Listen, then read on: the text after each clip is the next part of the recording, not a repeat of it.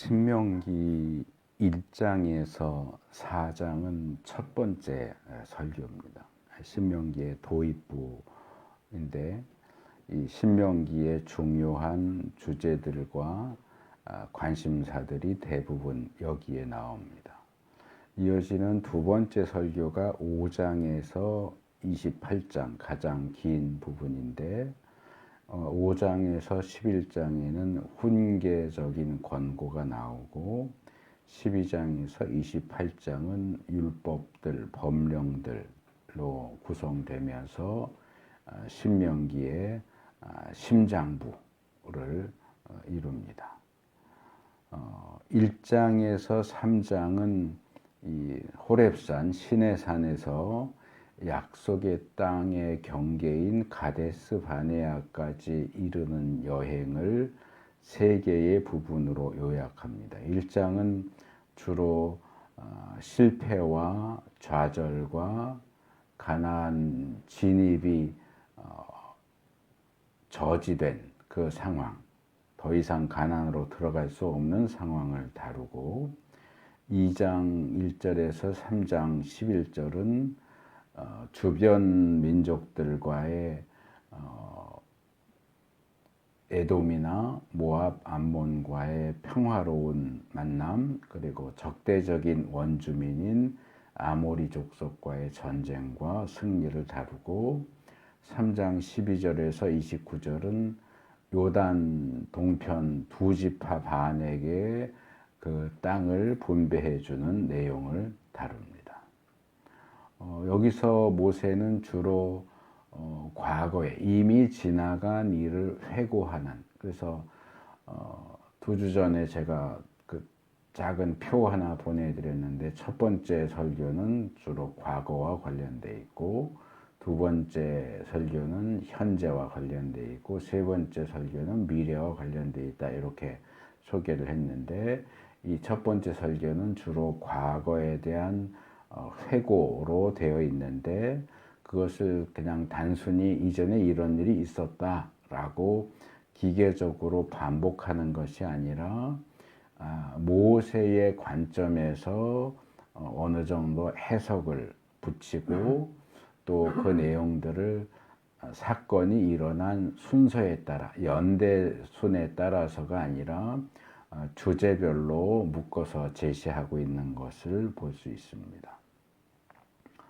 오늘과 다음 주에 살펴볼 신명기 1장은 신명기 전체의 서론이라고 할 수 있는 1절에서 5절, 그 다음에 약속의 땅으로 가라고 하는 명령, 지금 봉독해 주신 6절에서 8절, 그리고 지도자들을 세웠다 하는 내용 9절에서 18절, 그리고 정탐꾼을 파송하고 반역을 일으킨 것에 대한 19절에서 33절, 그리고 마지막으로 그 반역에 대한 하나님의 진노를 다루고 있는 34절에서 46절, 이렇게 5개의 부분으로 되어 있는데 오늘은 앞에 나오는 세 부분을 살펴보고 다음 주에 뒤에 두 부분을 살펴보려고 합니다.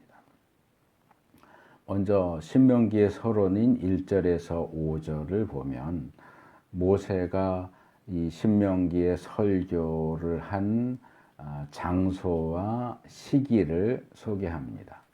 장소는 1절에서 좀 길게 소개되지만 간단하게 요약하면 모압 평지라고 말할 수 있고, 시기는 출애굽 40년, 출애굽한 40년째 되는 해 11월 1일이라고 되어 있습니다. 뒤에 여호수아서를 보면 여호수아 4장 19절에 이스라엘이 여호수아의 인도를 따라 요단강을 건너서 가나안 땅에 들어간 것이 연도는 안 나오지만 1월 10일이라고 한 걸로 봐서는 출애굽 41년인 것 같아요. 41년 1월 10일이라고 보면 모세가 신명기에 설교를 하고 죽고 그리고 요단강을 건너기 위해서 준비하는 여호수아 앞에 1, 2, 3장 내용까지 다 합치면 2달 9일 정도가 소요됐다 이렇게 볼 수 있습니다. 2절은 조금 뜬금없어 보이는데 굳이 호렙에서 세일산을 지나 가데스 바네아까지는 10하루 길이다 라고 밝히고 있습니다. 이것은 출애굽한 이스라엘이 석 달 정도 걸려서 호렙산에 시내산에 도착했고 거기 1년 머물다가 이제 출발해서 가나안을 향해서 가는데 이 시내산에서 가나안을 진입하는 어떤 관문이라고 할 수 있는 가데스 바네아까지 가는데 11일밖에 걸리지 않았다 하는 얘기예요. 그래서 사실상 이 거리는 상당히 짧은 거리고 이스라엘이 가나안 땅에 들어가는데 11일이면은 가나안 땅으로 들어갈 수 있었다고 하는 사실을 지적합니다. 그런데 우리가 이미 민수기에서 살펴보고 이제 앞으로도 살펴보겠지만 그 10하루 길밖에 안 되는 거기를 그 땅을 가나안 땅을 들어가기 위해서 이스라엘은 광야에서 40년을 보냈어요. 그러니까 이 10하루 길은 광야 40년과 비교하기 위해서 꺼낸 얘기다 하는 것을 알 수 있습니다. 왜 11일이면 들어갈 수 있는 가나안 땅을 40년 지나서 들어갈 수밖에 없었느냐? 왜 이스라엘에게 이런 어처구니 없는 일이 일어났느냐? 그것은 불순종 때문이었다. 반역 때문이었다. 그래서 이 부분도 명백하게 딱 지적해서 말하진 않지만 신명기의 중심, 핵심 주제라고 할 수 있는 순종, 순종하면 복, 불순종하면 저주라고 하는 이 주제와 잘 어울리는 내용이다 이렇게 볼 수 있습니다. 신명기 개괄 부분에서 좀 더 자세하게 다뤘지만 여기 5절에 보면 신명기의 주된 내용이 율법에 대한 설명이다 이렇게 되어 있습니다. 이 히브리어로 베에르라고 하는 단어인데 이 베에르라는 단어는 보통 주석, 강해, 뭐 강해 설교, 주석 뭐 이렇게 하잖아요. 그 주석, 강해를 가리키는데 사용되는 단어입니다. 그 히브리 원어의 뜻을 조금 더 구체적으로 보면 그 기록되어 있는 내용을 보다 분명하고 확실하게 한다 그런 뜻입니다. 그러니까 신명기는 출애굽기, 레위기, 민수기에 나와 있는 율법을 더 분명하고 확실하게 하기 위한 강해 설교인 셈입니다. 그리고 뭐 여러 가지 말들이 있지만 저는 이 부분에서 목사들이 하는 설교도 역시 기록된 성경 말씀을 성도들이 더 분명하고 확실하게 알 수 있도록 도와주는 것이어야 한다. 그렇게 봅니다. 그래서 이건 개요 때에도 말씀드렸지만 신명기는 출애굽기, 레위기, 민수기에서 제시된 율법을 그냥 그대로 되풀이하는 것이 아니라 가나안 땅의 정착을 염두에 두고 앞으로 너희가 가나안 땅에 들어가면 하나님의 기준과 명령인 율법을 이렇게 지켜야 한다. 그래서 하나님의 언약 백성으로서 약속의 땅에서 어떻게 살아야 하는지 그것을 가르치기 위한 내용이다. 그래서 우리가 신명기를 읽을 때는 출애굽기나 레위기하고는 또 좀 달라요. 출애굽기, 레위기는 하나님의 뜻이 무엇인지를 소개하는 측면에서 율법이 제시되었다면 민수기 후반부, 그러니까 말씀을 듣는 대상이 바뀌는 거죠. 출애굽 1세대에서 2세대로 바뀌는 모압 평지에서 다시 가르쳐지는 민수기 후반부의 율법에 대한 내용과 특별히 신명기 말씀은 출애굽 2세대가 약속의 땅에 들어가서 어떻게 하나님의 말씀대로 살아야 하는지를 가르치는 내용이다. 그래서 늘 신명기를 읽을 때는 가나안 땅 다음 세대를 염두에 두고, 보통 여호수아서를 얘기할 때만 다음 세대 하는데 이미 그 다음 세대는 민수기 후반부, 중반부 넘어가면 이미 다음 세대로 넘어가 있는 상태예요. 그래서 우리가 신명기를 읽을 때는 항상 가나안 땅에 들어갈 거야 하는 사실을 늘 염두에 두고 신명기를 읽을 필요가 있습니다. 두 번째로 6절에서 8절 시내산에서 출발해라. 그리고 너희들의 목적지인 가나안 땅에 대한 이야기가 함께 주어지는 말씀인데, 출발 명령과 함께 목적지를 보면 그냥 가나안 땅, 약속의 땅 이렇게 하지 않고 상당히 길게 설명을 하고, 부연 설명을 길게 하고 있어요. 개괄적으로 그렇게 제시하면서 마지막에는 그 땅을 가서 차지해라. 그러니까 출발과 목적지와 차지하라는 명령이 이렇게 세 가지가 함께 어우러져서 제시되고 있습니다. 여기 보면 이스라엘이 이 시내산 호렙산에 머문 기간은 사실 1년밖에 안 돼요. 우리가 광야 40년 이렇게 하지만 그 40년 가운데 제일 첫 해인 1년은 시내산에서 머문 기간입니다. 그러니까 이 40년에 비하면 1년은 그렇게 긴 기간이라고 말할 수 없죠. 그런데도 이 하나님께서는 모세를 통해서 너희가 이 산에 오랫동안 머물렀다 이렇게 말씀을 하십니다. 그래서 이 너희가 여기 오랫동안 머물렀다라고 하는 이 표현은 아까 앞에서 말씀 지적했던 2절 호렙산에서 가데스 바네아까지는 10하루 길이었다 하는 말씀에 비추어서 생각할 필요가 있습니다. 그러니까 물론 이제 처음 행군하는 거라서 애굽에서 나온 이후에 시내산까지 오는 데는 석 달 정도가 걸리기는 했어요. 근데 애굽에서 시내산까지 오는 거리와 제가 그 민수기 할 때 여러 차례 그 광야 행군했던 지도 나눴는데, 애굽 땅 고센 땅에서 시내산까지 오는 거리와 시내산에서 가데스 바네아까지 가는 거리가 사실 비슷해요. 지도상으로 보면. 그러니까 처음에는 행군이 익숙하지 않아서 석 달이 걸렸지만 그 비슷한 거리를 시내산에서 가데스 바네아까지는 10하루, 11일 만에 갔다는 얘기예요. 그러니까 만약에 시내산에서 1년을 머무르지 않고 출애굽해서 곧바로 호렙산을 거쳐서 그냥 통과해서 가데스 바네아로 갔으면 20일 정도면 사실 가나안 땅에 들어갈 수 있었다는 거죠.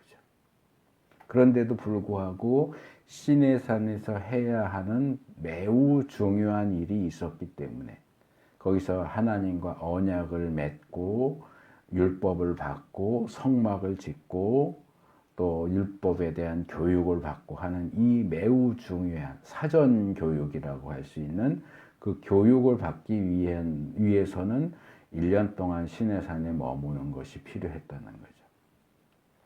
그래서 생각보다 길게 1년 동안을 시내산에서 머물렀다, 그 얘기를 하는 걸로 볼 수 있어요.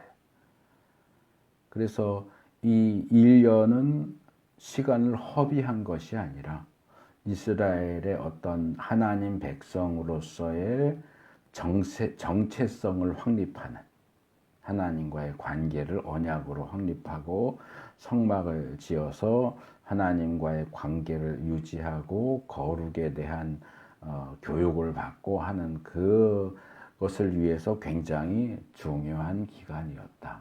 그러나 이스라엘이 계속 시내산에만 머물러 있을 수는 없었다.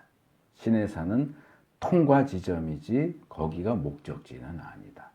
그래서 출애굽기 때도 그랬고 민수기 때도 그랬고 여러 차례 말씀드렸지만 고센 땅에서 가나안으로 곧바로 들어가려면 지중해 해변길 비아 마리사라고 하는 해변길로 가면 빨라요. 20일도 안 걸렸을 거예요. 근데 그 길로 안 가고 왕의 대로 광야길로 인도하시는데, 왜냐하면 출애굽의 1차 목적지는 시내산이고 최종 목적지가 가나안 땅이었기 때문에 중간에 시내산에 들르기 위해서 경로를 그렇게 잡은 것이기도 하고, 둘째는 그 해변길은 그 당시에 블레셋, 굉장히 강한 민족인 블레셋이 차지하고 있었기 때문에 블레셋과의 전쟁을 두려워해서 다시 애굽으로 돌아가자고 할 수도 있었기 때문에 경로를 그렇게 잡았다 하는 얘기를 여러 차례 말씀을 드렸습니다. 그래서 시내산은 출애굽한 이스라엘에게 있어서 매우 중요한 장소긴 했지만 거기에 계속 있을 수는 없다. 필요한 만큼 머무르고는 거기를 떠나야 한다. 그래서 이 부분은 상당히 중요하다고 생각이 되는데, 호렙산은 이스라엘에게 있어서 굉장히 중요한 의미를 가지는 장소이기는 하지만 거기는 이스라엘의 영구적으로 거할 거처는 아니다. 거기가 약속의 땅은 아니다. 그래서 이스라엘이 어떤 영토를 갖춘, 제가 하나님 나라 처음 설교하면서 나라를 형성하는 세 가지 요소가 있다고 그랬죠. 영토가 있어야 되고 백성, 국민이 있어야 되고 주권이 있어야 된다. 그 말씀을 드렸죠. 지금 주권은 하나님과의 언약을 통해서 하나님 왕이 되셨고, 그 다음에 백성은 지금 출애굽한 이스라엘 백성이 하나님의 백성이 될 거고, 영토는 없어요. 시내산에 1년 머물렀지만 시내산은 이스라엘의 영토가 아니죠. 이스라엘에게 약속된 영토는 가나안 땅이에요. 그러니까 영토까지 갖추어서 온전한 국가로 형성이 되려면 시내산을 떠나서 가나안으로 가야 돼요. 자, 이 사실이 우리에게 교훈하는 게 뭐냐? 저는 신약에 나온, 특별히 누가복음 9장, 공관복음서 다 나오는 내용인데 변화산 사건을 아실 거예요. 예수님이 3명의 제자들과 산에 올라가는데 변화하셔서 모세, 엘리야가 나타나서 대화하잖아요. 그 놀라운 영광의 사건을 체험한 베드로가 누가복음 9장 33절에서 이렇게 말합니다. 여기 초막셋을 지읍시다. 초막셋을 짓고, 하나는 예수님, 하나는 모세, 하나는 엘리야를 위해서 짓고 여기 그냥 눌러 있읍시다. 밑으로 내려가지 맙시다. 여기가 좋사오니 그냥 여기서 삽시다. 그래. 그것은 마치 출애굽한 이스라엘이 최종 목적지인 가나안 땅을 놔두고 앞에 두고서 여기 시내산 좋으니까 그냥 여기 시내산에서 삽시다 하는 거하고 똑같아요. 그러면 안 된다는 거예요.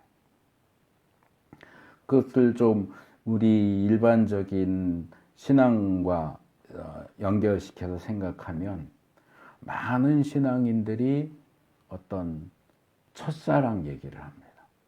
처음 예수님을 믿었을 때 그 뜨거운 감격, 펄펄 뛰던 그것, 첫사랑을 회복하자.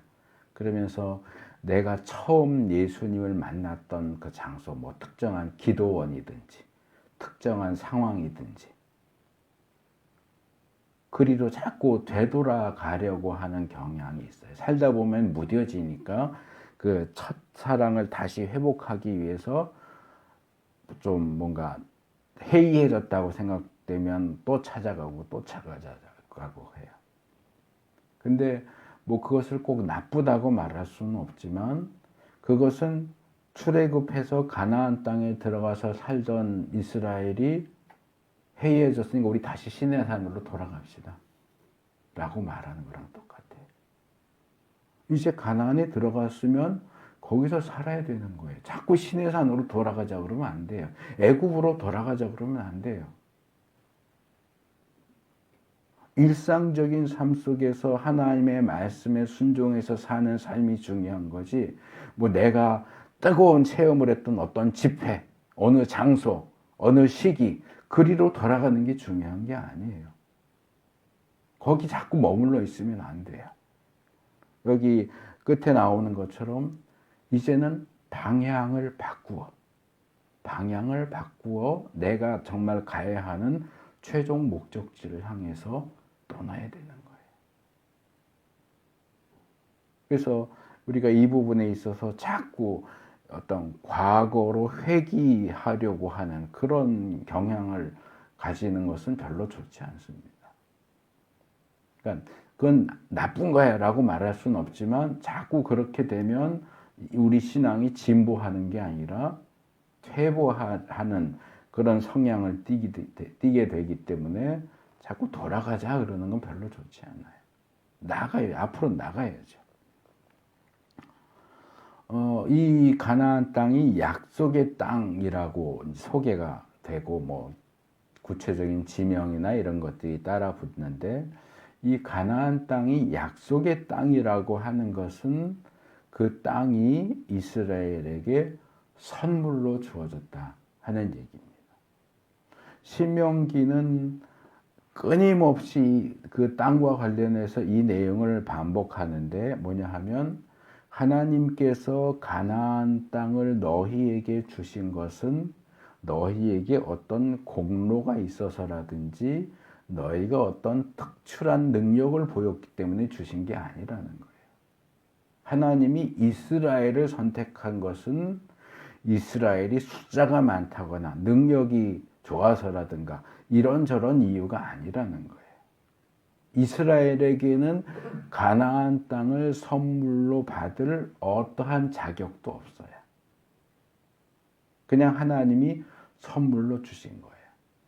모세는 신명기에서 너희 조상들과의 언약, 약속을 지키기 위해서 하나님이 너희를 사랑하셨기 때문에 이렇게 말하지만 그것은 그 원인이 하나님에게 있다는 얘기예요. 너희에게 없다는 얘기예요.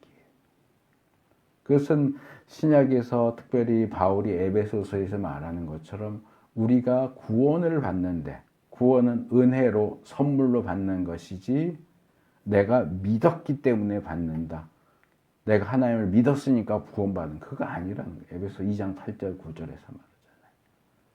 너희가 그 은혜로 인하여, 믿음이 수단이 되기는 했지만 믿음으로 말미암아 구원, 행위에서 난 게 아니라 구원은 너한테 구원의 원인이 있지 않다. 이건 순전히 하나님의 은혜고 선물이다. 그래서 이 사실, 그 땅은 너희에게 어떤 원인이 있어서 주어진 게 아니고 하나님이 은혜의 선물로 주시는 것이고, 그러나 그 은혜의 선물을 네가 계속 확보하고 있으려면 순종해야 된다 하는 얘기를 계속 반복하는 거예요. 순종과 충성을 통해서만 나에게 은혜로 선물로 주신 그 땅을 계속 붙들고 있어요. 근데 이 땅을 내가 받았기 때문에 내가 순종하지 않아도, 충성하지 않아도 그 땅은 내 거야. 아니요. 그렇게 안 하니까 결국 쫓겨난 거잖아요, 마지막에. 그래서 이 사실도 굉장히 중요합니다. 그래서 그 부분을 조금 더 발전시켜서 말씀을 드리자면, 그 땅은 약속의 땅이지만 거저 주어지는 땅이 아니고 가서 차지해야 하는 땅입니다. 자, 저기가 약속의 땅이야, 가. 그럼 가면 그 땅이 어서 오세요 하고 그냥 반겨줍니까? 이스라엘이 가데스 바네에서 가나안 땅 들어가고, 또는 모압 평지에서 요단강 건너서 가나안 땅 들어가니까 가나안 사람들이 어서 오세요, 잘 사세요, 우린 갈게요, 그러고 갔어요? 아니에요. 차지해야 돼요. 그 땅을 차지하기 위해서 전쟁을 해야 돼요. 긴 기간 동안 여호수아 인도하에 정복 전쟁을 했어야 되고, 사사 기간에서는 각 지파에게 주어진 땅을 완전히 자기의 것으로 확보하기 위한 투쟁을 계속했어야 합니다. 사실 그 투쟁은 사사 시대로 끝난 건 아니에요. 이후 왕정 시대에도 계속 땅을 뺏겼다 찾았다 뺏겼다 찾았다 쫓겨났다가 돌아왔다 이 역사가 계속되죠. 땅에 대한 얘기는 사실 구약 성경 전체가 땅에 대한 땅을 차지하기 위한 투쟁의 역사예요. 그래서 땅을 선물로 주시는 하나님의 그 행동에는 인간들의 그 수많은 전쟁 행위를 통해서 그 약속이 현실화되고 그것이 실제로 나의 것으로 주어집니다. 그 전쟁을 여호수아 전반부에서 다루고 그것을 차지하는 것, 분배받은 땅을 각 지파가 완전히 소유하기 위한 투쟁을 여호수아서 후반부하고 사사기가 다룹니다. 그래서 신명기는 이 부분을 거룩한 선물로서의 땅을 주셨다 하는 것과 너희가 전쟁에서 그 땅을 차지해야 한다 하는 내용을 여러 차례 반복합니다. 2장 31절, 33절, 3장 3절, 12절, 18절, 7장 1절에서 3절, 9장 1절에서 3절. 계속 하나님이 선물로 주셨다고 해서 그냥 너희 아무것도 안 해도 그 땅이 너희 손에 들어올 거라고 생각하지 마라. 싸워라. 가서 싸워라. 차지해라. 하는 겁니다.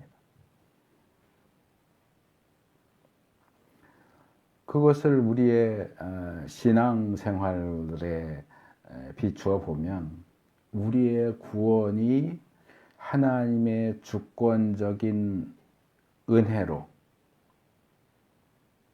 선물로 주어지지만 그 구원은 또한 칭의 구원과 영화 구원, 특별히 성화 구원을 위해서는 우리가 거룩해지려고 노력해야 되고 또 그 가운데서 하나님이 도와주시고 신인 협동, 하나님과 인간이 협력해서 거룩을 이루어 가려고 노력하는 것을 통해서 이루어지듯이 이 땅에서의 신앙생활은 거저 그리고 쉽게 이루어지지 않습니다. 꽤 많은 이들이 그런 얘기를 신앙생활하는 거 너무 쉬워요. 뭐 저는 그 말이 거짓말이라고까지 생각하지는 않지만 그 답은 딱 50점짜리 반쪽짜리 답이에요. 신앙생활이 쉽기만 해요? 어려워요. 그거는 이스라엘이 가나안 땅을 쉽게 차지했냐 하는 것만 봐도 알 수 있어요. 가나안 약속의 땅을 차지하는 게 쉬워요? 누군가 가서 이스라엘 가나안 땅 차지하는 건 너무 쉬워요? 거저 먹기예요? 누워서 식은 죽 먹기예요? 그렇게 얘기한다면 맞아 그럴 사람이 있습니까? 근데 신앙생활하는 게 너무 쉬운데 왜 이렇게 어려워하는지 모르겠다 그런 얘기를 하는 사람 목사들 중에도 많아요. 아니요. 그렇지 않아요. 신앙생활하는 것은 하나님이 도와주셔서 쉽다라고 표현할 수 있는 거지 신앙생활은 어려워요. 히브리서 기자가 히브리서 12장 4절에서 이렇게 얘기해요. 너희가 죄와 맞서서 싸우되 피 흘리기까지 싸우지 않는다. 그게 너희 문제다. 저 피 흘리기까지 싸우는 게 쉬워요? 격투기 선수로 싸우는 거 한번 보세요. 전쟁하는 거 한번 보세요. 쉬워요? 아니요. 결코 쉽지 않아요. 어느 누가 죄와 싸워서 이기기 위한 그 투쟁이 너무 쉽다라고 말할 수 있어요? 아니요. 한 달에 한 번씩 그 재림에 대해서 그레고레오 설교를 하지만 지난번에도 그 내용을 달란트 비유 하면서 말씀을 드렸지만 우리가 예수님의 재림을 준비하는 것도 사실은 쉬운 일이 아니듯이 일상적인 신앙생활도 아니라고 나태하게 하면 안 돼요. 하나님이 우리에게 땅을 선물로 주신 것은, 달란트를 선물로 주신 것은 그것을 활용해서 장사해서 이익을 남기라는 거예요. 근데 그걸 묻어두면 안 된다고요. 너무 쉬워하면서 아무것도 안 하고 묻어두고 숨겨두고 그러면서도 주님 오시면 칭찬하시고 나 예수님 믿었으니까. 아니에요. 정신을 똑바로 차리고 깨어서 최선을 다해서 하루하루를 살아야 됩니다. 마지막 세 번째 단락, 이제 한 절반 정도 남았는데 9절에서 18절 지도자들을, 모세가 지도자들을 세우는 내용은 좀 길게 나오죠. 앞에서 제가 이 신명기의 설교를 모세가 연대 순으로, 사건이 일어난 순서대로가 아니라 주제별로 묶어서 제시한다 그랬었는데, 그 대표적인 예가 이 본문의 경우입니다.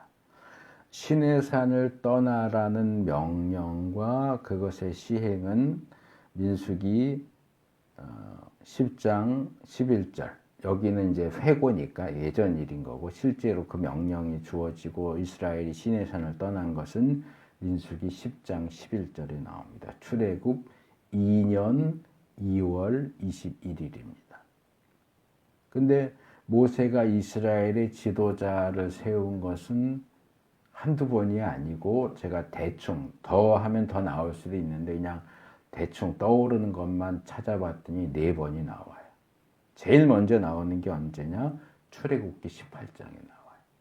거기 보면 시내산에 이스라엘이 도착하고 모세의 장인이 찾아왔는데 뭐 이렇게 저렇게 하다가 모세가 하루 종일 재판하는 모습을 보면서 너 혼자 어떻게 이 많은 백성을 다 재판하냐? 능력 있는 사람을 100부장, 50부장, 10부장, 1000부장 이렇게 세워라 그래서 부장들을 세웠다 하는 내용이 나와요. 그리고 민수기 1장에도 나오는데요. 거기는 인구 계수를 주도하기 위한 각 지파의 지도자들 명단이 쭉 나오죠. 인구 계수해야 되는데 어느 지파에서는 누가, 어느 지파에서는 누가 그 일을 해라 하고 지도자들을 세우는 내용이 나오고요.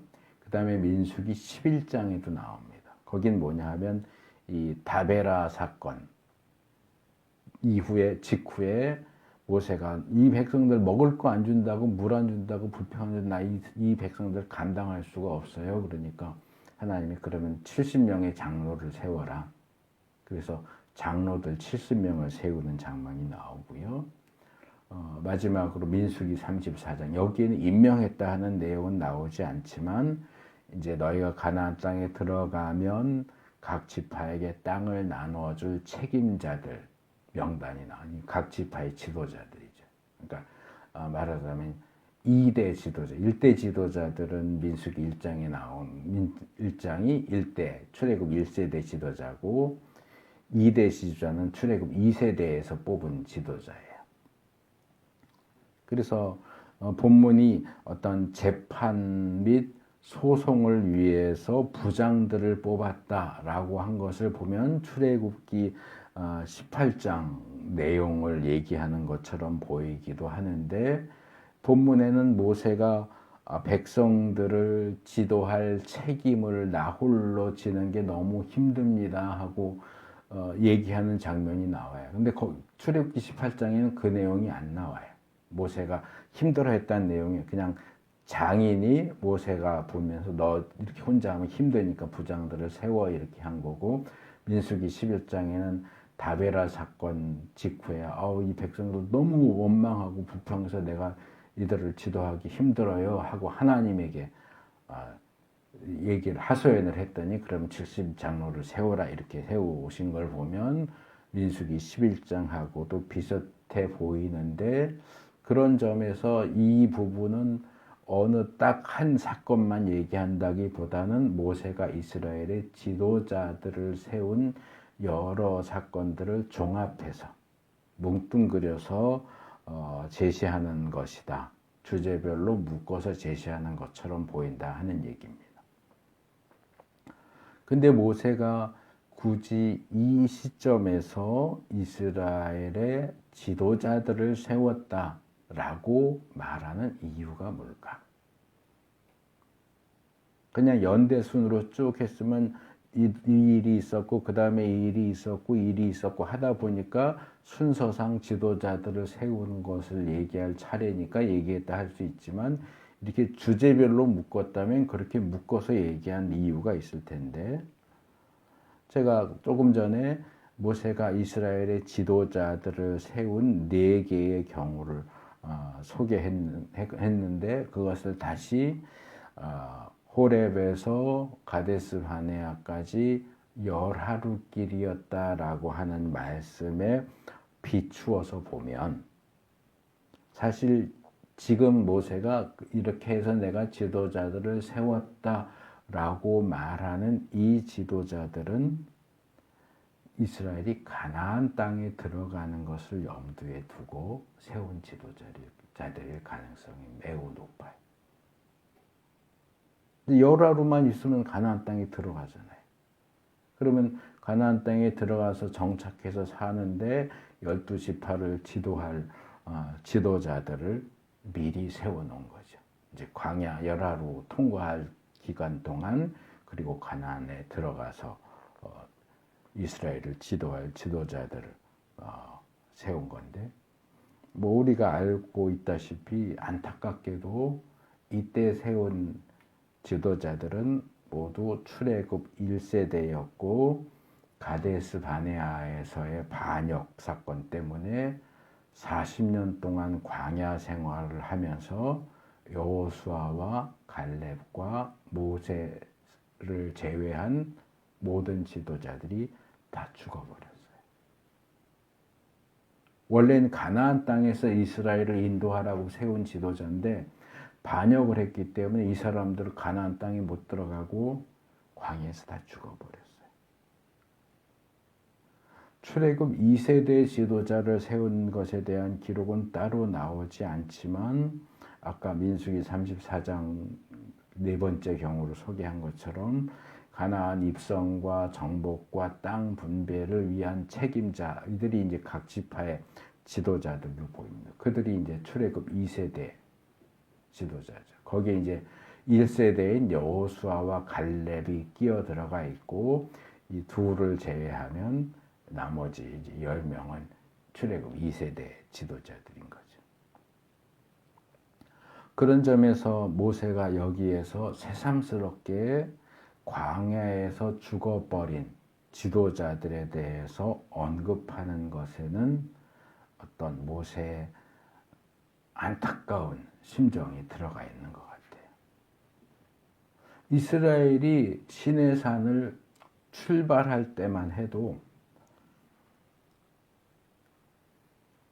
하나님께서는 그들을 가나안 땅으로 인도해 드릴 준비가 다 되어 있었어요. 그대로 그냥 들어가면 되는 거였어요. 그런데 이스라엘이 불순종하고 반역했기 때문에 그 계획이 다 허사가 됐어요.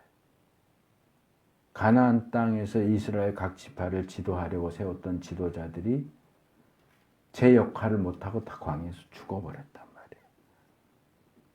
그래서 모세는 세대 교체가 된 이후에 출애굽 2세대들 가운데 새로운 지도자를 또 뽑아야 됐어요.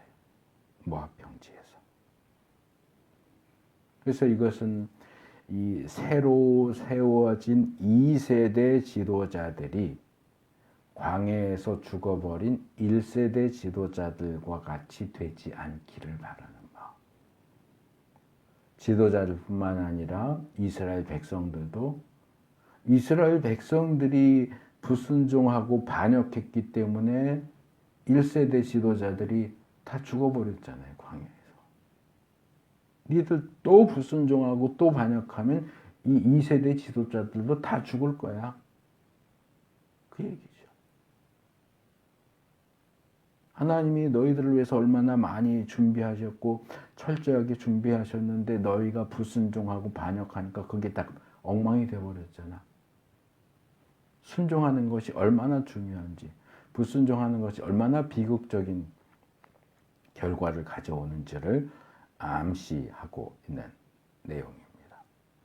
조금 더 자세하게 본문을 보면 모세가 지금 하소연을 하고 있는데 민수기 11장에서는 모세가 그 하소연을 하나님한테 해요. 이 백성들 이렇게 원망하고 불평하는데 나 도저히 이 백성들 인도할 수가 없어요 하고 하나님에게 하소연을 하는데, 본문에서는 이스라엘 백성들에게 하소연을 합니다.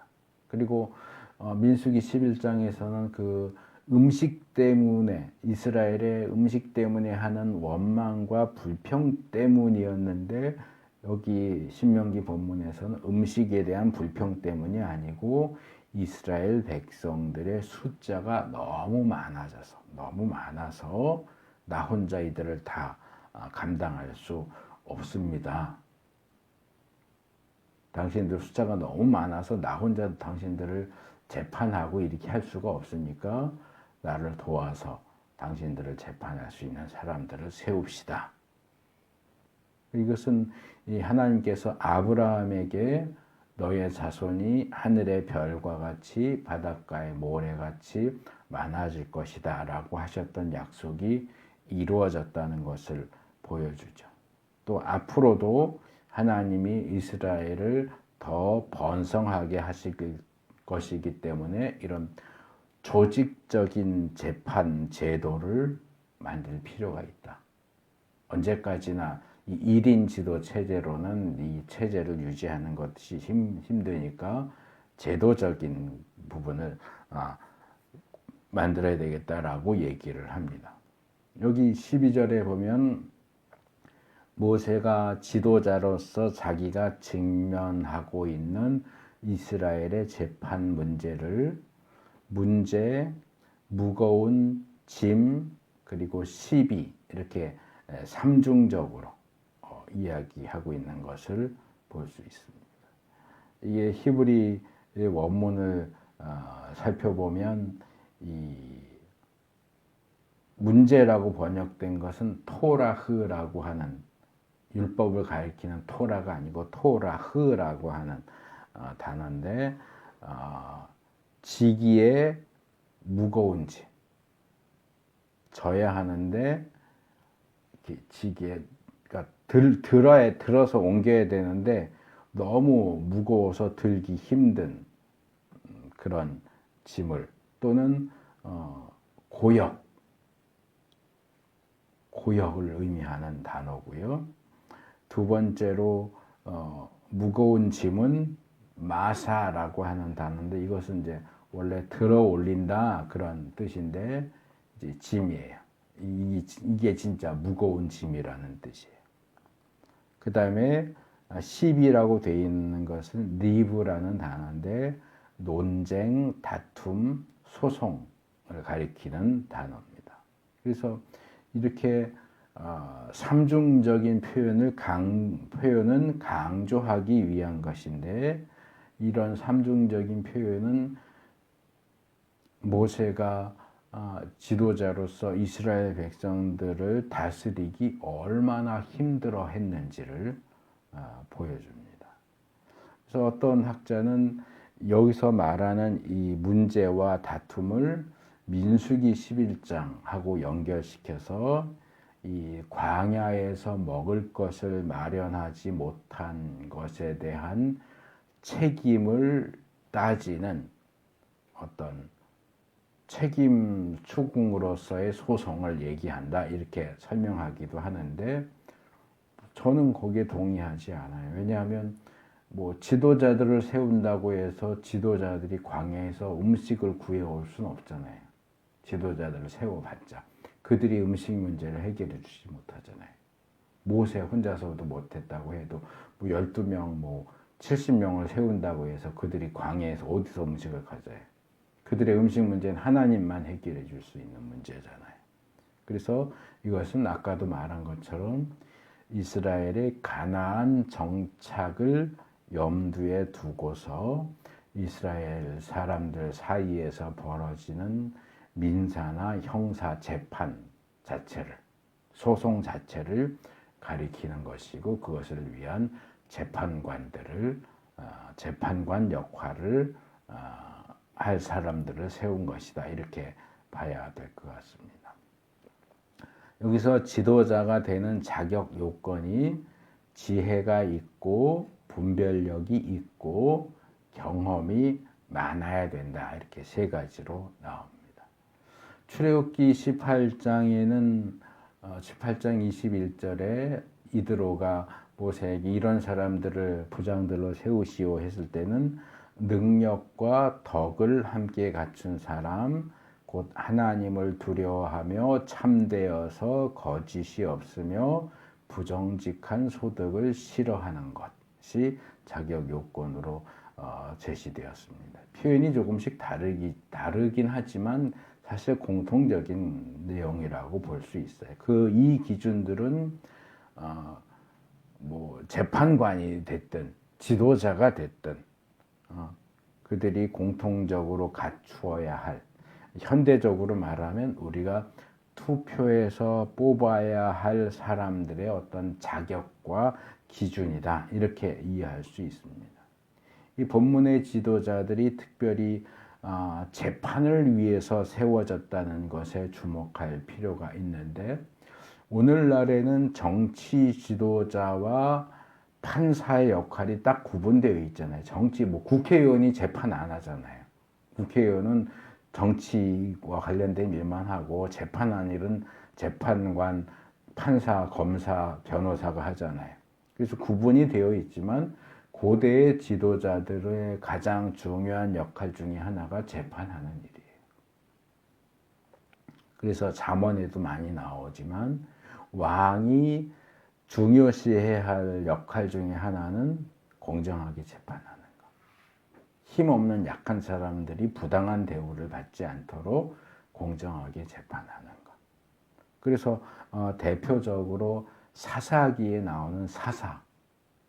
근데 이 사사가 좀 표현이 어렵죠. 우리가 일반적으로 안 쓰잖아요. 사사가 무슨 뜻입니까? 이 사사가 히브리어로 쇼페트라고 하는 단어인데요. 이게 샤파트에서 나온 단어예요. 샤파트가 무슨 뜻이냐면 재판한다 그런 뜻이에요. 그러니까 쇼페트는 재판관이에요. 그래서 이 카톨릭에서 같이 번역한 공동 번역에 보면 사사기라고 안 하고 판관기, 이렇게 판관기. 그러니까 판사들에 대한 기록이다. 그래서 이 쇼페트를 영어로 뭐라고 번역하면 저지. 그러니까 이 저지는 현대에서도 판사를 가리키는 데 사용되는 용어예요. 그러니까 우리는 이제 보통 사사 그러면 이스라엘이 어려운 상황에 처했을 때 그들을 구원한 어떤 전투적인 용사 정도로 많이 떠올리지만 아니에요. 그건 이제 그런 특별 상황일 경우에 전투 지휘도 하지만 사사들의 일상적인 역할은 재판하는 거예요. 그러니까 사사는 다른 말로 하면 판사예요. 재판관이에요. 그래서 사사들이 백성들을 다스렸다 하는 얘기는 사사들이 백성들을 재판했다, 저지했다, 그 얘기예요. 그리고 그것과 함께 이 재판은 하나님께 속한 것이다 라는 내용이 나오죠. 그래서 재판은 공정하게 해야 한다. 재판관에 대한 얘기가 나올 때마다 항상 따라 붙는 얘기예요. 재판은 하나님께 속한 것이다. 공정하게 해라. 사람을 두려워하지 말고 어떤 이득을 쫓아서 불공정한 판결을 내리면 안 된다. 왜냐하면 재판관은, 지도자는 하나님의 역할을 대신하는 사람, 하나님 대신 그 역할을 하는 사람이기 때문에 자기에게 주어진 책임이 얼마나 막중한가를 깨달아야 돼요. 그래서 하나님이 주신 법에 따라서 하나님을 대신해서 재판해야 하고 그 판결을 하는 원칙과 그 권위는 인간적인 것이 아니라 신적인 하나님께서 주신 거예요. 그래서 이 사실을 지도자들은 자기에게 주어진 지도자의 권위와 역할이 하나님을 대신하는 것. 하나님이 하실 일을 하는 것이다. 그래서 나는 공정해야 한다. 편들어주면 안 되고, 권력 있는 사람들을 두려워하면 안 되고, 불이한 이익을 좋아하면 안 되고, 언제까지나 하나님이 하시는 것처럼 통치하고 재판해야 한다. 명예나 이익을 위해서 그 자리를 탐하는 것은 아주 잘못된 겁니다. 그래서 우리가 지도자를 선택할 때도 이 기준이 분명해야 합니다. 오늘 신명기의 서러운 시내산에서의 출발 명령과 목적지 차지하라는 명령, 그리고 가나안 정착을 염두에 두고서 지도자들을 세운 내용까지 살펴봤습니다. 하나님께서는 우리를 약속의 땅으로 인도하시기를 계획할 뿐만 아니라 그곳에서 어떻게 살아야 할까, 어떻게 풍성한 삶을 계속 누릴 수 있고 약속의 선물인 땅을 계속 차지하고 있을 수 있는가, 그것을 위한 여러 장치들까지도 마련해 주십니다. 그런 상황에서 우리는 그 하나님을 신뢰하는 가운데 순종함으로써 하나님께서 준비하신 복을 받아 누려야 돼요. 이스라엘이 순종하기만 했으면 10하루 만에 가나안 땅으로 들어갔을 거예요. 우리가 다음 주에 살펴볼 내용이지만 불순종하고 반역하니까 11일 만에 들어갈 수 있는 가나안 땅을 40년 만에 들어가잖아요. 큰 문제 없이 순종하기만 했다면 큰 문제 없이 11일 만에 들어갈 수 있었는데, 근데 뭐 이미 벌써 결정이 난 것처럼 이스라엘 역사가 그렇게 순조롭게 진행되지 않잖아요. 그래서 우리는 그런 이스라엘의 모습을 우리의 거울로 삼아야 돼. 하나님께서 아무리 좋은 것들을 준비하셨다 할지라도 오직 순종하는 자만 그것을 누릴 수 있습니다. 순종을 통해서만 하나님께서 약속하신 복을 받아 누릴 수 있고 우리가 그런 사람이 될 수 있기를 축복합니다.